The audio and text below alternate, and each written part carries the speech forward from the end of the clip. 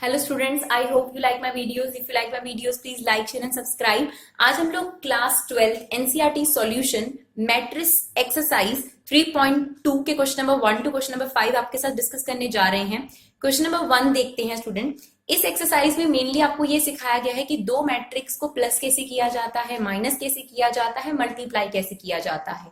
Division matrix में नहीं सिखाया जाता। तो एक्चुअली में ये एक्सरसाइज बेस्ड है ऑपरेशन ऑन मैट्रिसेस। बेसिकली किस तरीके से आप उसमें प्लस माइनस जो मैथमेटिकल ऑपरेशंस होते हैं वो आप किस तरीके से ऑपरेट करेंगे, इस एक्सरसाइज में आपको बेसिकली यही सिखाया गया है। तो देखिए आपके पास क्वेश्चन नंबर 1 में एक मैट्रिक्स गिवन है, ए मैट्रिक्स, बी मैट्रिक्स आपको गिवन है, सी मैट्रिक्स आपको गिवन है। ऑर्डर हम लोगों ने डिस्कस किया था आप लोगों के साथ, इसकी जो फर्स्ट वीडियो थी। तो ऑर्डर आप बताइए, इस मैट्रिक्स का क्या ऑर्डर है, इसमें कितनी रोज हैं, 2 रोज हैं और 2 कॉलम है। इस मैट्रिक्स का क्या ऑर्डर है, 2 रोज हैं 2 कॉलम है, 2 रोज हैं 2 कॉलम है। एडिशन और सब्ट्रैक्शन ऑफ मैट्रिक्स के लिए जरूरी है कि आपके पास दो मैट्रिक्स जो कि ऐड करी जा रही हैं, सब्ट्रैक्ट करी जा रही हैं, उनका ऑर्डर एकदम सेम होना चाहिए, तभी वो ऐड करी जा सकती है, सब्ट्रैक्ट करी जा सकती है। यानी अगर एक मैट्रिक्स आपके पास गिवन है 3 ऑर्डर 2 और दूसरी मैट्रिक्स आपके पास गिवन है 2 ऑर्डर 3, यानी 3 रोज 2 कॉलम, और एक मैट्रिक्स में है 2 रोज 3 कॉलम, तो इन दोनों मैट्रिक्स को आप ऐड सब्ट्रैक्ट नहीं कर सकते हैं। मल्टीप्लिकेशन की बात के लिए हम बाद में बात करेंगे, बट फिलहाल आप लोग एडिशन और सब्ट्रैक्शन के रूल समझ लीजिए। दो मैट्रिक्स को आप तभी ऐड कर सकते हैं जब उनका ऑर्डर एकदम सेम हो। दो मैट्रिक्स को आप तभी सब्ट्रैक्ट कर सकते हैं जब उनका ऑर्डर एकदम सेम हो। तो आपके पास यहां पर A matrix, B matrix, C matrix, तीनों का ही ऑर्डर 2 ऑर्डर 2 है, तो इनके एडिशन और सब्ट्रैक्शन में आपको कोई दिक्कत नहीं आएगी। तो आपसे सबसे पहले पार्ट में ए प्लस बी कहा गया है निकालने को। तो ए मैट्रिक्स बी मैट्रिक्स में कैसे ऐड होती है, इसका A11 एलिमेंट इसके A11 एलिमेंट में ऐड कर दिया जाएगा, दैट इज बिकम 3। इसका A12 एलिमेंट इसके A12 एलिमेंट में ऐड कर दिया जाएगा। A21 एलिमेंट A21 एलिमेंट में ऐड कर दिया जाएगा।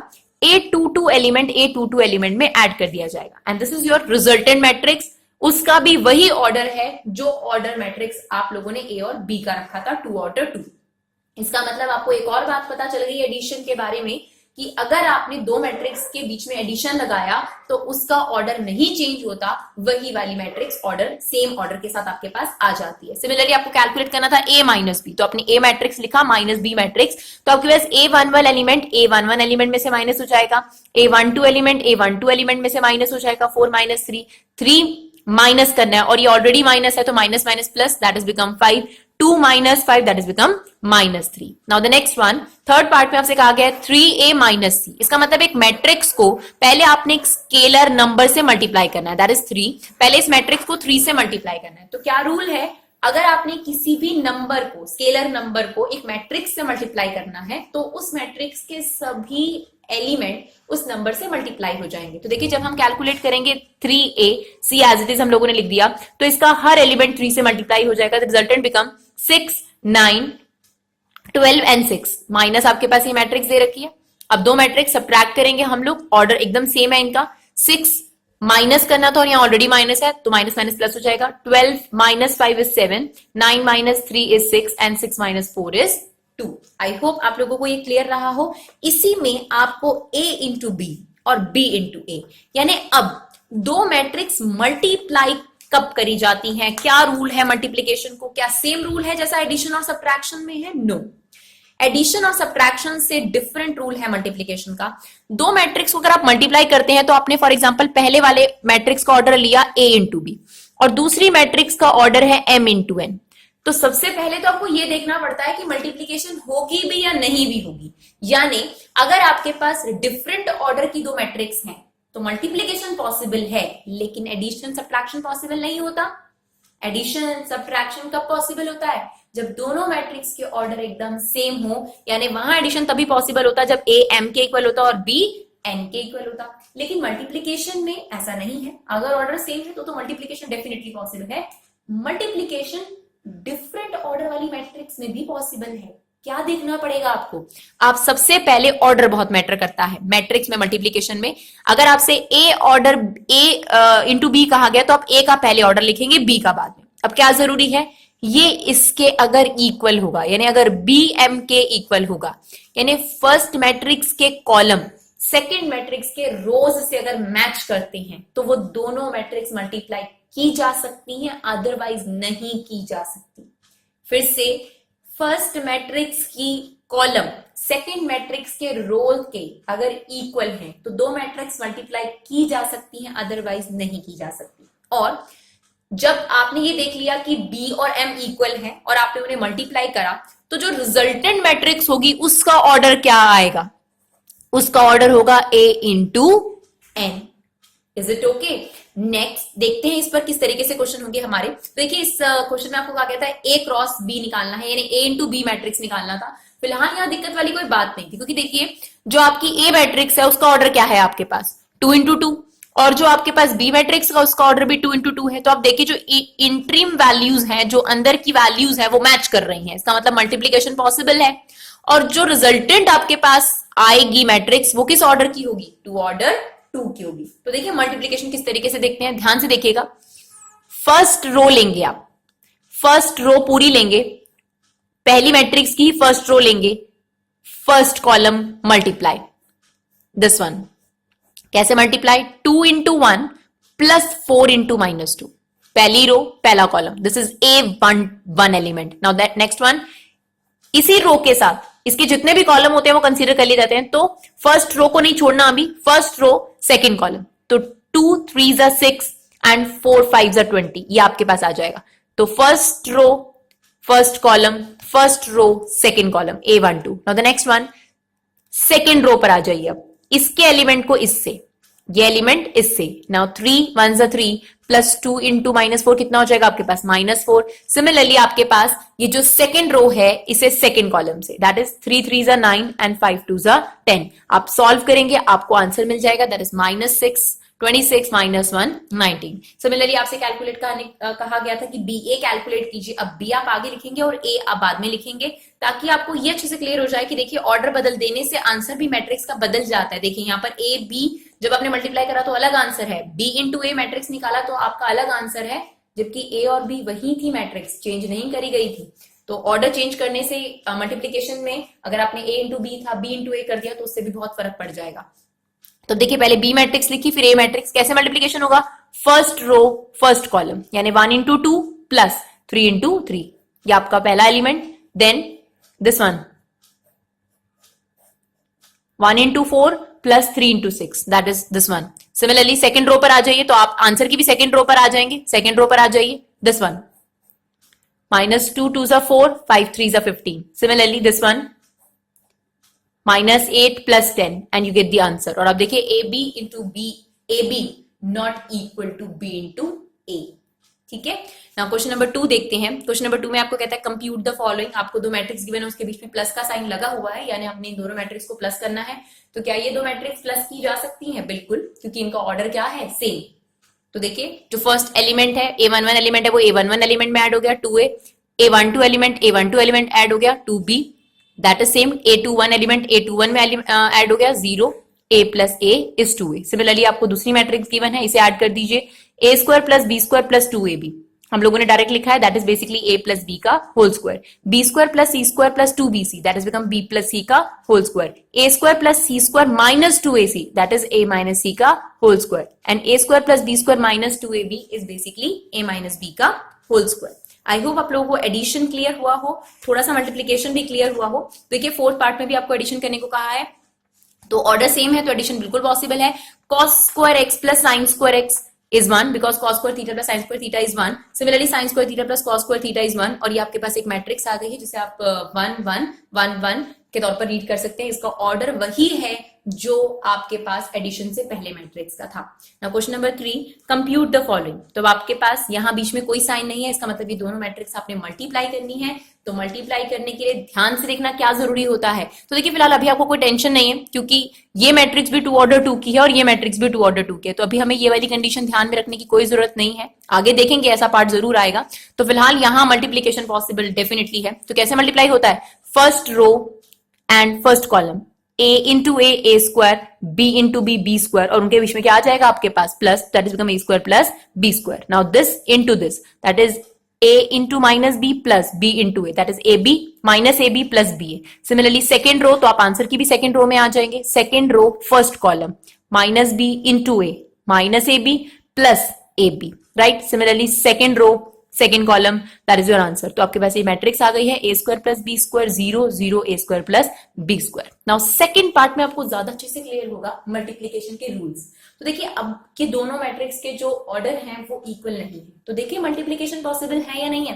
तो देखिए फर्स्ट ऑफ ऑल जो फर्स्ट मैट्रिक्स है उसका ऑर्डर क्या चल रहा है आपके पास 3 into 1, राइट. फिर आपके पास जो सेकेंड मैट्रिक्स है उसका ऑर्डर क्या है, एक रो और कितने कॉलम 3, तो उसका ऑर्डर चल रहा है आपके पास 1 into 3. मल्टीप्लीकेशन के लिए क्या जरूरी है कि ये जो आपके पास वैल्यूज हैं ये क्या करनी चाहिए, मैच करनी चाहिए. तो कर गई मैच, तो इसका मतलब मल्टीप्लीकेशन पॉसिबल है.